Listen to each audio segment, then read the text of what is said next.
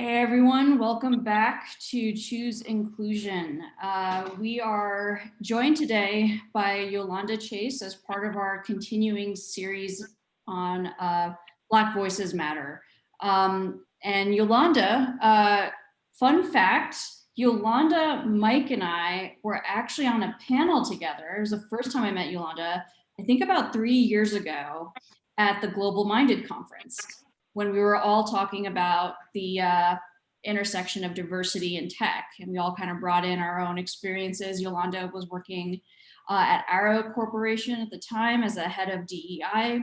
Mike obviously was still the executive director of the Blind Institute, and I had just founded a startup called Diversity. And so we all came in and were kind of speaking to our experiences about how we can bring more diversity into tech.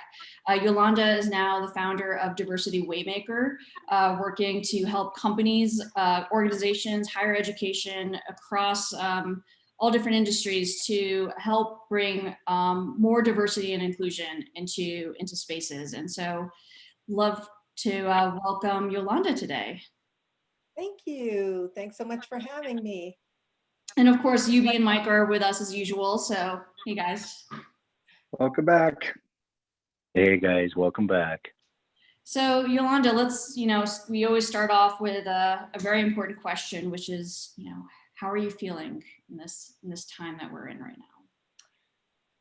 Yeah, I live in this space, right? So it's always interesting for me when something significant happens in the space of social justice, inclusion, diversity, in the space that I operate in. And I almost always have my feelers out for what is happening, both, inside my professional environment, but also the greater external community, and that's the world, what's happening in the world as well. And this one hit different. This one hit, really hard. I have multi-ethnic children. I come from a multi-ethnic family, and understand the plight of melanated people. And it has just been heartbreaking. And not only for melanated people and for Black people, but I think it's been heartbreaking for anyone who has a heart and cares, and understands the value of unity and equality for everyone. So it's heartbreaking. I think that I say that America's heart is broken. I think the world's heart is broken right now with what's going on. And I would be remiss if I didn't start by saying the names, George Floyd, Breonna Taylor, Ahmaud Arbery, Mike Brown, Tamir Rice, Philando Castile, and so many others from the Black community that have met their fate, at the hands of racism or hate crime. So I continue to pray for them, their families, their friends, those who love them and miss them. We continue to pray and lift them up in prayer and hold them there. So it's been really hard. I had a couple of interesting engagements. I belong to a community website where I've been seeing a lot of posting going on about the riots, about how people are dealing with and their perspectives on the riots and the police involvement, etc. And I've seen some get heated. And last night it was very interesting because a woman decided to post about the riots and the police involvement. And she was really upset. It was a very long post, and she was a white woman.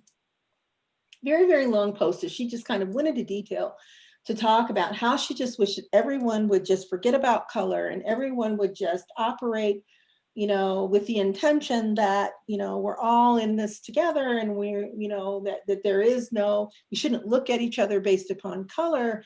And I was just getting ready to get in the shower. It was probably about 9 o'clock in the evening, and I happened to see it come up. And as I am always very thoughtful about my responses to the greater community, I mean, I obviously have a business. I'm a speaker. I speak on the subject matter. I'm a mother. I think about, all of what I consider to be my personal constituency, right? And I think about that.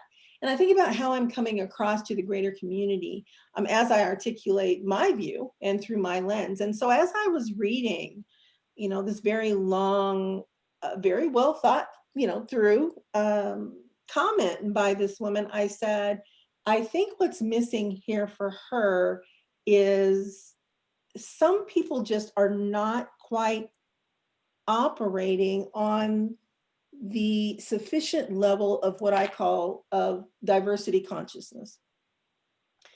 And I say that in their world and whatever that they think about when it comes to what they see on TV, images of Black people, their experiences being, having Black friends, if they have or if they haven't, their personal political points of view, ideologies, etc., are always going to be factors that are contributing to whatever their narrative is and their experience at the time. So I immediately went to that place with her and said, I have to think about where she's coming from, right?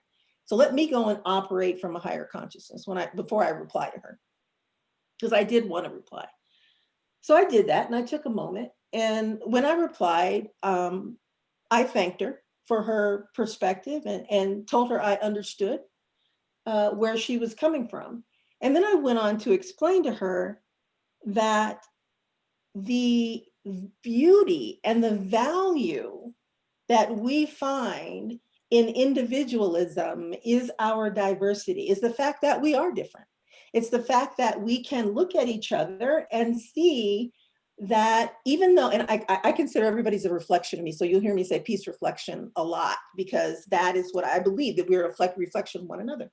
But the beauty is that we can look at one another, and people think just because that we say, I look at someone and they're different, that's a bad thing. It's not. It means that we have to learn to appreciate and value what we see in others that isn't the same as what we see in ourselves, right?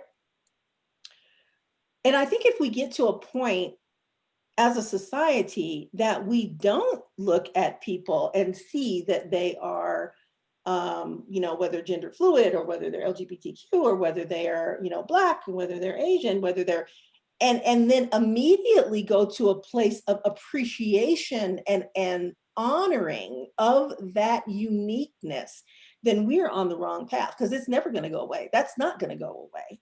So in my reply to her, I wanted to enlighten her that recognizing that people have this beautiful human attribute is something we never want to lose sight of, right?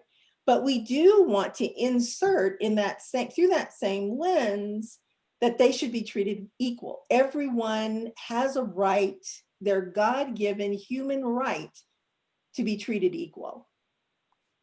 And I went on to say to her, you say that you get it, but tell me if you really do. Have you ever been exposed to discrimination or the subject of racism? Have you ever had to worry about your child, your son, going out, driving, being pulled over by the police and maybe losing his life or not making it home? Have you ever been discriminated against because of the color of your skin specifically?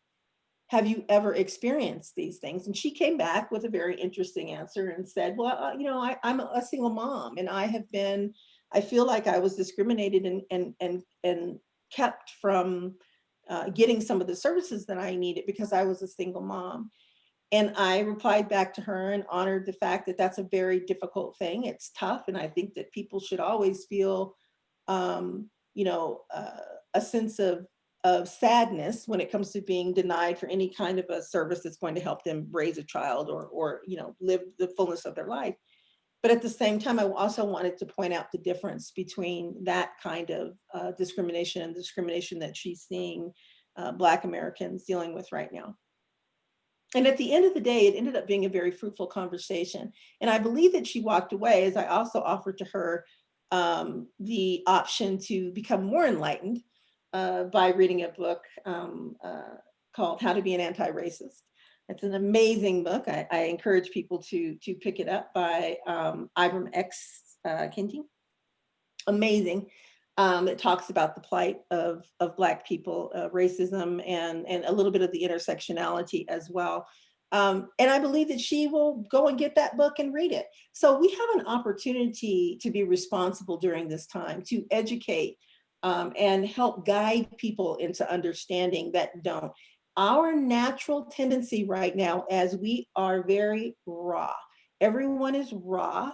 We're still in COVID. We're dealing with, our lives as we knew it before, as we knew our lives before, completely disruptive. And now we have this. So we're super raw. And if we don't take the time to stop and operate from a higher consciousness, it's a powder keg. It explodes. And that's what you see in frustration when people feel like they're not being heard. So I just wanted to share that. Long story, but I wanted to share that. Thank you for sharing that, Yolanda. It's really good to have you on the podcast today. I was talking to a friend of mine who African American descent, and said that the real difference between kind of, because I again have raw conversations about being blind, and again this thing of feeling discrimination from a blindness perspective, no different than a single Caucasian female wanting to get services. They're slightly different than a friend of mine who had to have the talk with his child about actively being afraid of the police. Mm-hmm. So that kind of conversation and that kind of discrimination, I feel like, and again, this isn't the Olympics of discrimination here, as Nina likes to put so eloquently. However, there really is there's a difference, like as a even a blind guy, I will not have to tell my Caucasian son to be actively afraid of the police because of skin color. Yes. Painful, but true.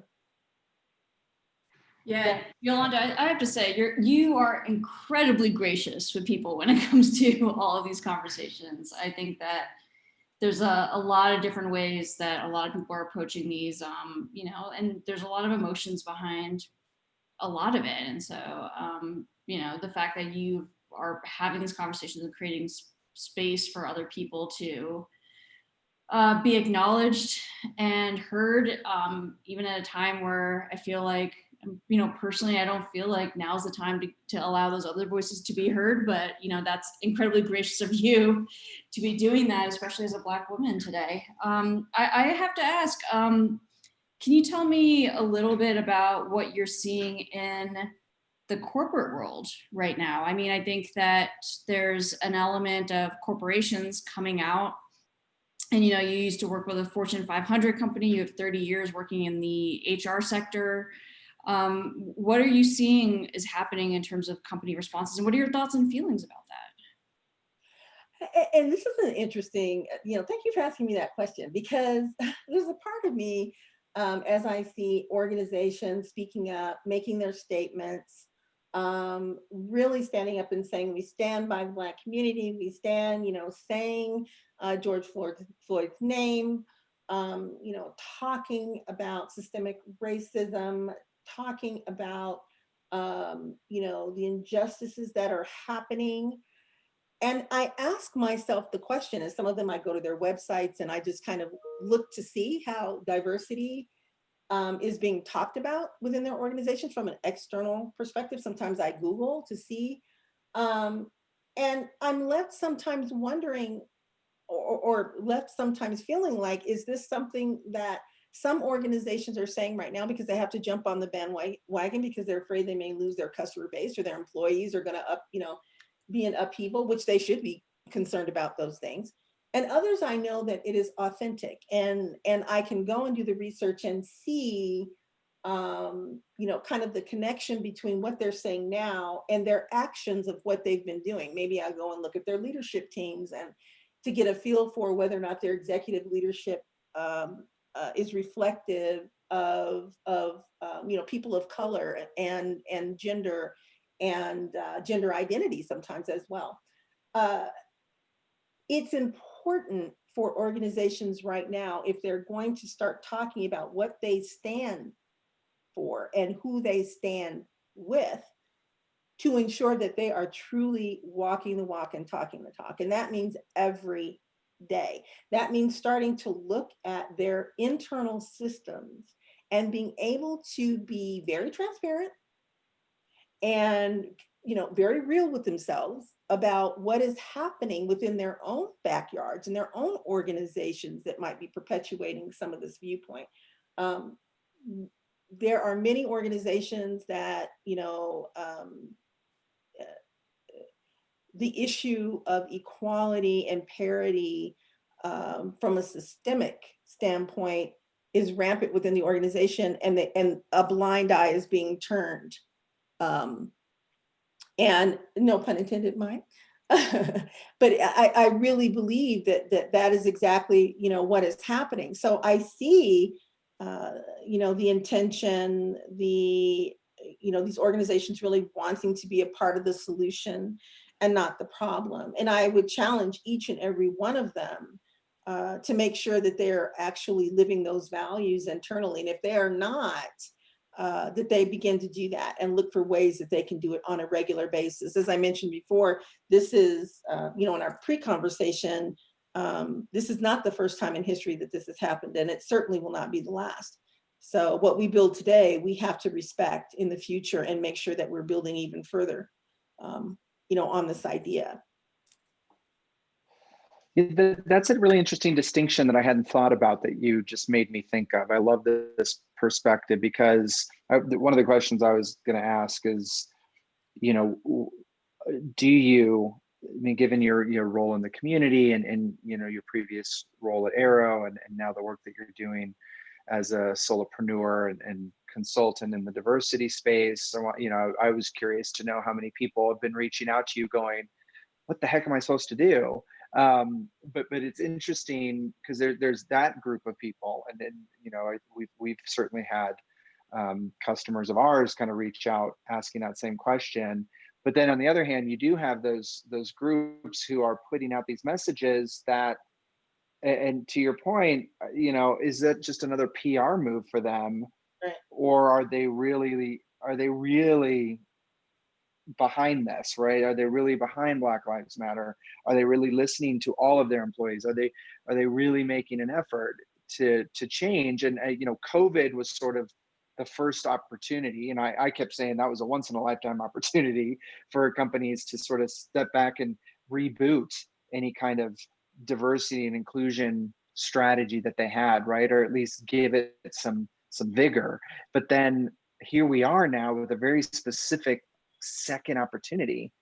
And what are you seeing like a huge disproportionate difference between those companies who are just putting out a message just to quote unquote look good versus people actually reaching out to you going like, what the heck am I supposed to do? The outreach that I'm getting is a lot of we don't know what to do. And I think that everyone kind of starts with the communication, right? Because the voice of a CEO, the voice of a chairman, the voice of a provost, the voice of an executive in various communities carries weight. So that's, I think, the immediate knee-jerk reaction to things like this is, we have to show the community that we care. We have to tell people that we care. Our next thing will be, how do we exhibit that, right? How do we show care through our actions and not just our words? And I think that that's the stage that these organizations are going to have to move into if they haven't already. There are some companies and some organizations that are completely silent right now, or they've done internal communications that don't really address the heart of what's happening. And that's a sign of where their intention lies, right? Where their commitment is. I think it's pretty obvious. But those that are interested in and mean it and want to do better, want to be better, you will see them putting dollars towards reform. You will see them, creating diversity-centric infrastructures within their organizations that answers the issue of systemic inequality. You're going to see it in their leadership teams. You're going to see it through their philanthropy, their philanthropic effort. So time will tell. But I think that we should also, people should hold them accountable. I think employees in organizations where they've spoken out and said, we stand by you, and we think that this is horrible and it's an outrage and we're outraged by this. I think employees need to hold their employers accountable. What are you doing? How can I help? Yeah. Yeah, so like, I think that's one of my big fears, Yolanda, is that, last week, this was top of mind for everyone, right? Everyone was seeing it, feeling it, watching it happen, watching it all unfold. This week, we're starting to see, the reactions and everything. And, I fear that next week or 2 weeks or 3 weeks from down the line, this will just be, everyone will forget about it again. It'll just be like another moment that was like, oh yeah, I remember when that happened. And, people will it'll just fall off folks' radars. I mean, how do we stop that from happening? What can we do to make sure this doesn't fall off people's radars? Because it's not going to be solved in the next week. We know that. These are systemic issues that need to be fixed with really big, with movements, with changes at companies and government and local government and federal government and, and individuals and everything like that. Like how, what can we do to make sure that this doesn't fall off the radar? Right. And those things aside, I mean, I think that there's the government aspect, there's the, being able to connect to your local government, making sure that you're voting, that you're signing petition and that you're supporting efforts that really help to abolish some of these things or create significant reform. From an organizational perspective, I think that, the biggest challenge right now for organizations is that they're stuck in culture. And what happens at the most senior level, which is my belief, is that there's a way of life, there's this conformity that happens, right? And that people get used to, executives get used to operating a certain way. And they're accustomed to talking about diversity and talking about people in a certain way. And if there is not someone in that room that is sitting next to a CEO that is modeling a behavior that challenges the status quo and conformity, then you're going to get where you're going to get. Interesting. There was a research study that was done with about 500 CHROs. I think it was done by, if I can think, the Gallup organization. And they asked quite a few CHROs about what was their biggest challenge in diversity and inclusion and why they felt like they weren't moving the dial. And subsequent to that survey, there was a roundtable discussion that I was blessed to be a part of, where the conversation among the CHROs was around, what are you doing within the space of diversity and inclusion? How are you moving? And they were all struggling. They're all struggling. Well, we're doing training, but we don't think training is sticking. Well, we have our representation numbers, but we're not seeing change in our representation numbers. Oh, well, we have employee resource groups, but yet we don't know if that's really impacting employee engagement. We are stuck and don't know how to move the dial. Well, guess why you're stuck? You're stuck because the reality of what's happening in your organization is not being addressed. There's fear at the most senior level of whether or not you can even talk about race, right? Let's even, don't even go there. Don't even start talking about racial issues sometimes at the most senior level, right? Disparities, inequities, etc. So if those conversations are not happening, how is that going to trickle down to programs and intention and commitment within the organization? I believe that organizations get stuck in, well, we want to talk about inclusion, right? And we want to talk about diversity, but we do not want to talk about inequities at its rawest form. We don't want to answer the hard questions around how do we engage individuals in our organization that don't feel like they belong, but yet we're talking about everybody needs to belong, right? That's our intention. So at the most senior level, there has to be a conversation around how do we define inclusion? How do we define inclusion and diversity in our organization? And what kind of conversations are we really willing to have? So our representation, we say we want to have a flourishing representation of diversity at our most senior level. We want to have X amount of women. We want to have X amount of women of color. Yet they're focused on the representation, but not focused on the intersectionality of lived experiences by people of color. And if you are not addressing that within your organization and committed to that, your numbers mean absolutely nothing. People will move on. You will not retain them. Their experience will suck. Organizations simply must understand that in order for you to get to inclusion and diversity, that you have to respect the experiences and the backgrounds and understand the root of inequity and parity. Why do you think it's going to take us, another 30 years to get to gender parity? Oh, by the way, that's for white women, right? That's not even to talk about gender parity, for women of color. Mm-hmm. We just saw the Fortune 500 publication about the 37 females representing 7.4% of the Fortune 500 businesses at CEO level, right? Three of those women are women of color, but not Black or Latino. Are you trying to tell me that nowhere on this planet there are educated, brilliant, capable, melanated women to lead organizations? Wrong.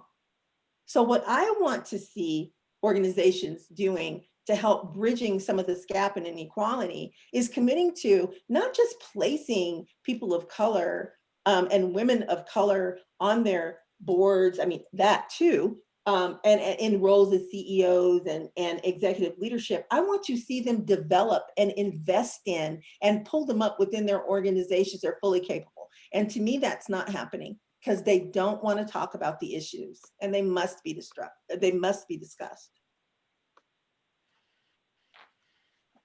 Yeah, I mean, everything you just said times 1,000. We talk about this a lot, and I think this is a time where, to your point, like, we can't just let things slide anymore, and we don't get. I don't think anybody gets a pass on not making a decision on whether they're going to have these discussions or not. It's an either or at this point. And yeah, you know what I mean? I think there need to be intentional. We always talk about intentional, choices here. Mike always talks about that. Like, there needs to be absolute conscious intention behind moving forward. And, to your point about, yes, there are absolutely qualified, educated, melanated women to take those roles. It's part of it, and we talked about this on an earlier episode today. Part of it was that a lot of the white people in this country are sort of raised to believe that those women aren't actually educated, and that, you know what I mean? Like, that's what that. Yeah. Yeah, the quote, and I actually stopped using this quote because I went deeper, and as I went deeper and went to a higher frequency when I was looking at this quote. But the quote of, and I wish I could remember the owner of the quote. I'm sorry, you guys may remember, but it says, diversity is being invited to the party and inclusion is being asked to dance. So think about that from a African-American or melanated person or person of color's perspective. Okay, so you've been asked to dance. You've been invited to the party. You come and you're asked to dance. Now all of a sudden you start dancing, and everyone else is looking at you and saying, "I'm not sure I like the way that dances. I don't like the way she's dancing. Wait, she's not dancing like everybody else. What does that dance actually mean? That is what happens to many people of color when they get into senior leadership roles or leadership roles, and they are trying to bring their unique self to the table. Oh, that's It's so all true. of this, well, yes, we want you here, but like, you got to conform, right? And maybe there's this underlying feeling of, if you don't conform, or maybe you say the wrong thing at the wrong time in our eyes, or you say it in a way that's not, a common thread of communication, or the way we communicate among this team, or maybe it brushes against the ideals and the and the true understanding or feelings of a CEO or another leader at the table. These are the things that are not addressed. And commonly what happens to people of color is that we then shrink. We shrink. Yolanda,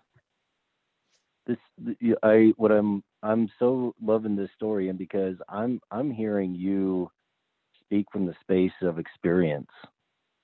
Like I hear only experience coming from your voice right now, and I so appreciate I appreciate this story. Well, and I've also talked to many others that have been in the leading diversity and inclusion efforts within their organizations, who have been told, there's only so many places you can go, right? You can only go here. Like, we're cherry picking what we're going to do in the space of diversity and inclusion. How does inequity, belonging, and inclusion and diversity ever get to its rightful place if you're cherry picking it?